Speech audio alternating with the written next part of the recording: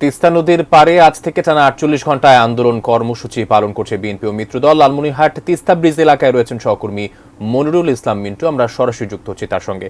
মিন্টু, আপনার সাথে এর আগেও যুক্ত হয়েছিলাম। বর্তমানে কি কর্মসূচি চলছে তাদের, এবং আর কি কি কর্মসূচি আছে? দুদিন ব্যাপী তো তারা আন্দোলন ডেকেছে, জানাবেন বিস্তারিত।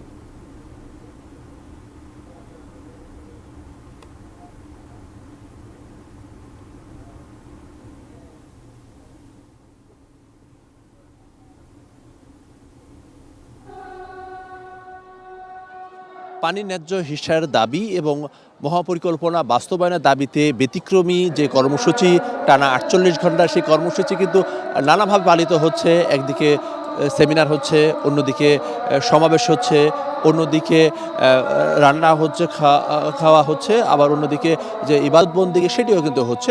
এবং এর মাধ্যমে তারা শুধু জাতীয় পর্যায়ে না, আন্তর্জাতিক পরিমণ্ডলেও এই ৫ জেলার অর্থাৎ লালমনিরহাট, রংপুর, গাইবান্ধা, কুড়িগ্রাম এবং নীলফামারীর যারা সাধারণ মানুষ, তিস্তা পারে মানুষ, তারা এই প্রতিবাদ এবং এই দাবি তুলে ধরতে চান যে ভারত একেবারে অন্যায্যভাবে দীর্ঘদিন ধরে পানির হিস্যা বঞ্চিত করার ফলে যেটি হচ্ছে যে তিস্তার চর দিন দিন বাড়ছে, তিস্তা নদীর গভীরতা কমে যাচ্ছে এবং সেই সঙ্গে তিস্তার প্রতিবেশ সেটি চরমভাবে বিপন্ন হচ্ছে।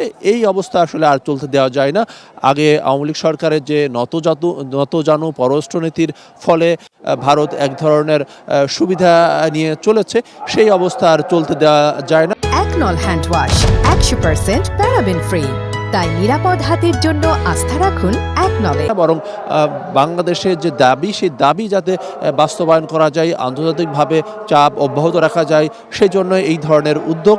এবং বিকেলের দিকে বিএনপি মহাসচিব মির্জা ফখরুল ইসলাম আলমগীর তিনি কিন্তু তিস্তার দুপারেই, আমরা যে পার্টিতে দাঁড়িয়ে আছি এটি লালমনিরহাট এবং নদীর ওই পারে রংপুর, দুই পাড়েই কিন্তু তিনি যে সমাবেশ হয়েছে, জনসভা হয়েছে, সেখানে বক্তব্য রেখেছেন এবং তিনি বলেছেন যে আন্দোলন করেই এই ন্যায্য হিস্যা সেটি আদায় করে নিতে হবে আমাদের।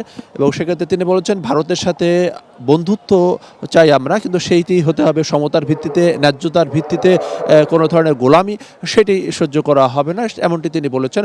এবং যে কথা বলছিলাম যে এই যে ৪৮ ঘন্টা ব্যতিক্রমী যে কর্মসূচি, সেই কর্মসূচির অংশ হিসাবে এই তিস্তা পারে মানুষ তারা কিন্তু এখানেই অবস্থান করবেন। তারা রাতে এখানে বিছালি পেরে থাকবেন, ঘুমাবেন এবং আগামীকালকে যে কর্মসূচি রয়েছে সেই কর্মসূচিতে অংশ নেবেন। তারা তিস্তা নদীতে নামবেন এবং নেমে তারা প্রতিবাদ জানাবেন, দেখাবেন যে আসলে তিস্তার এই যে জল বা পানি সেটি আসলে কতটুকু আছে। এবং আগামীকালকে বিএনপির ভারপ্রাপ্ত চেয়ারম্যান তারেক রহমান তিনি কিন্তু একযোগে এই 11টি স্থান থেকেই তার বক্তব্য সেটি প্রচার করা হবে এবং তার জায়গা থেকে যে দাবি, সেই দাবি আন্তর্জাতিক পরিমণ্ডলে সেটি পৌঁছে দেওয়ার চেষ্টা হবে।